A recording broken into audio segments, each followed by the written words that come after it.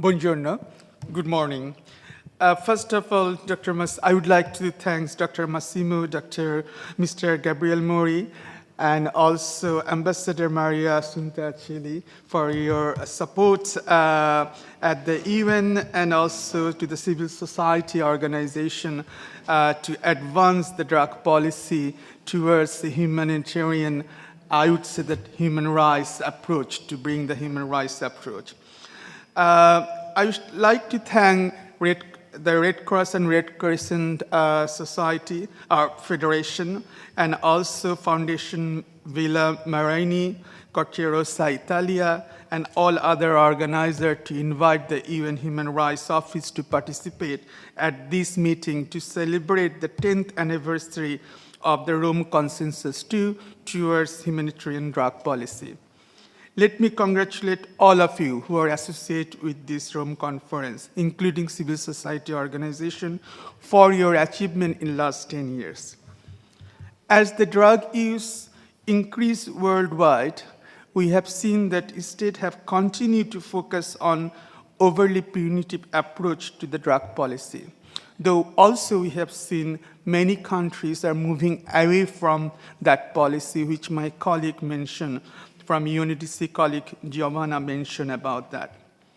Yet the so-called war on drugs has not only proven ineffective at reducing drug use, it also resulted a range of human rights violations. From that perspective also, we think that this meeting is very relevant and important. Let me give you some data. There's over 500,000 people, around 6,000 people died, faced unpreventable death for the drug use or overdose worldwide.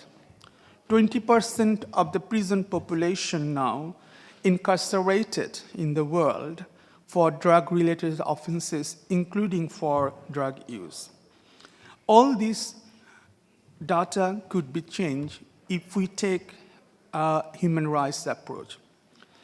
In the just last month, exactly 30 days back, United Nations Human Rights Council adopted a resolution on drug policy. The resolution proposed a different approach to address drug policy, replacing the so-called war on drug with a human rights-based approach. I'm glad to see that in your folder or in your bag, this resolution has been distributed, the advanced edited version of Human Rights Council resolution. I welcome you to look at that resolution and then how to move forward with human rights drug policy. In this context, also, I would like to recognize in your Rome conference, Rome consensus, you mentioned about the drug policy should be also protecting human rights and how that could be done. This resolution could provide that guidance. Let me reflect on another aspect of the drug policy. Drug matters are intertwined with all aspects of the sustainable development, as Ambassador Assunta actually mentioned about that. Drug matters are intertwined with the 17th Sustainable Development Goal and shape the nature and dynamic of the drug problem.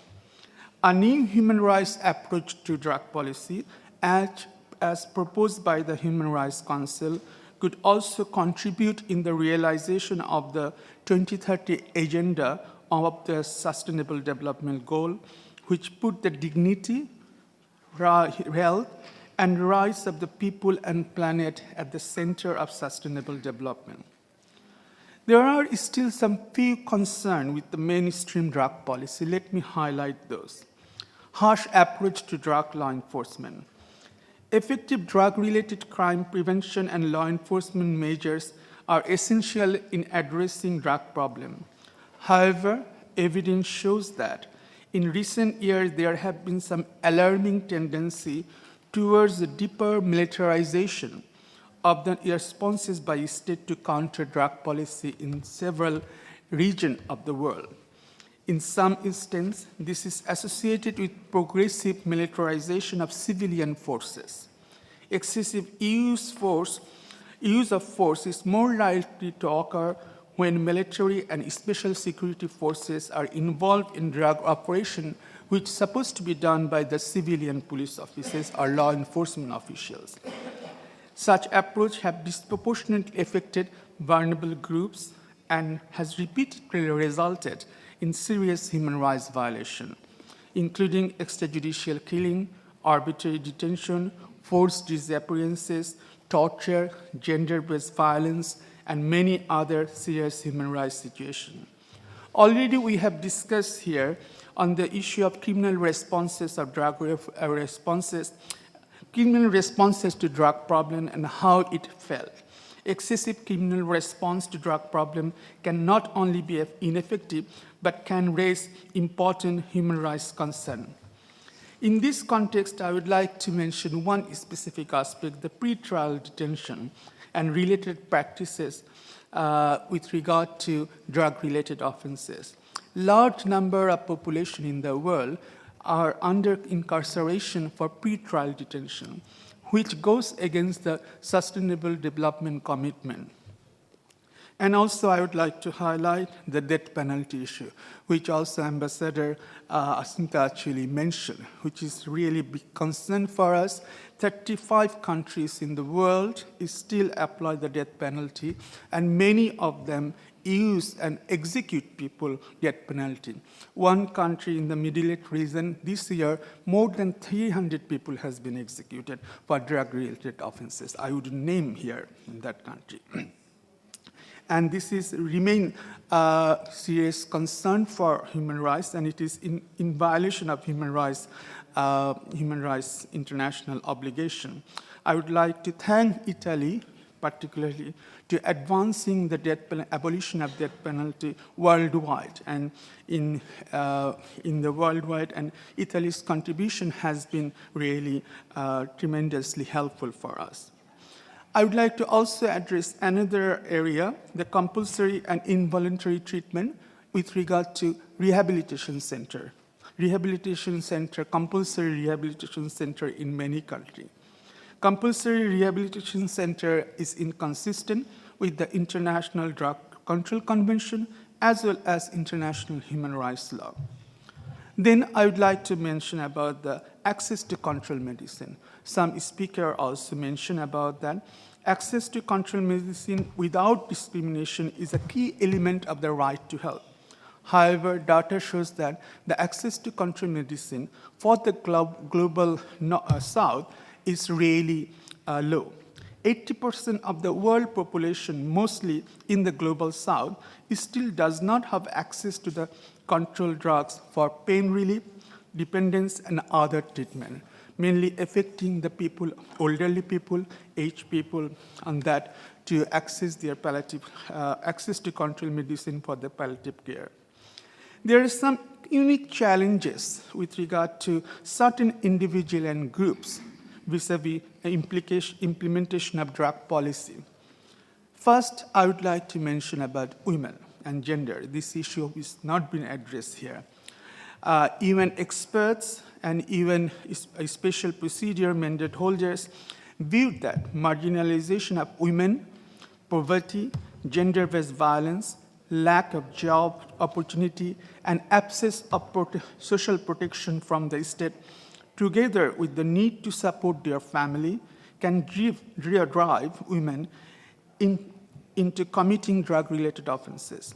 Despite their low-level, non-violent, and first-time involvement in such crimes, women are more exposed to health and safety risks, and the risks of being caught as drug crimes, their careers, and disproportionately punished there. This has led to women being incarcerated at a higher rate than men for drug offenses. Evidence indicates that 30% of women in prison have been convicted for drug-related offenses, compared to 19% men. Next group I would like to highlight children. Already different speaker has mentioned about that. With regard to children, it is important to highlight that the right to health and healthcare services which also is specifically obliging state parties state to take action to protect children from drug use and drug trafficking. However, many states continue to criminalize children for drug use. This creates social stigma for the children affected and limits their future education and career prospect. The focus should instead be prevention, which must be pursued through evidence-based intervention, as well as accurate and objective educational program and information. Let me highlight another specific group of people of African descent. There continue to be high level of racial discrimination with regard to drug law enforcement and policies. Our High Commissioner produced a report a few years back, and it shows that how police operation in many countries to fight drug often led to the death of people of African descent, but partly as a result of stereotyping and biases associated with this community. The people of African descent in many countries are disproportionately denied access to treatment or alternative to being incarcerated, despite the fact that they use and sell drugs at rates similar to other racial groups. This discrimination works contrary to the aim of reducing drug use and providing adequate care to user and dependents. Then another group I would like to highlight, indigenous people. Indigenous people often have traditionally medicine and cultural practices that involve controlled substance. In some countries, drug law effectively ban indigenous people from carrying out these practices. The General Assembly in the last year has affirmed that indigenous people have right to maintain their traditional health practices and medical plans. It also reiterates that the state must not discriminate against indigenous people in the provision of health services related to drugs. I see that here we have participants from the countries where they have indigenous people. I hope that this message will go to them. Then LGBTI population. We have not discussed this issue that much. Lesbian, gay, bisexual, transgender, and intersex persons who use drugs are disproportionately impacted by the drug policy in many countries and experience a range of harm flowing from drug use and drug-induced mental trauma. LGBT people who use drugs may not seek support or treatment from healthcare providers because of previous and anticipated experience of discrimination. We see how the multiple discrimination work in this area. Dear colleague, I would like to end with some specific point mentioned by the Human Rights Council resolution and also different human rights entity. The drug policy should consider alternative to decriminalization. We'll be speaking tomorrow on that. I wouldn't go into that now. Law enforcement in drug control efforts should be consistent with the state human rights obligation. Sentencing policy for crimes related to drug crimes should ensure that sentences are proportionate. We are going to discuss with this issue. And alternative to incarceration should be in line with the Nelson Mandela rules. Drug policy should recognize and advance rights of the people who use drugs, as it is clearly evident that COVID crisis, that this particular population needed additional support and protection. Colleagues, this year, we will mark 75th anniversary of the Universal Declaration on Human Rights. We need a clear agenda for transformative change in addressing world drug problem, which respect, protects, and fulfill all human rights. Thank you very much.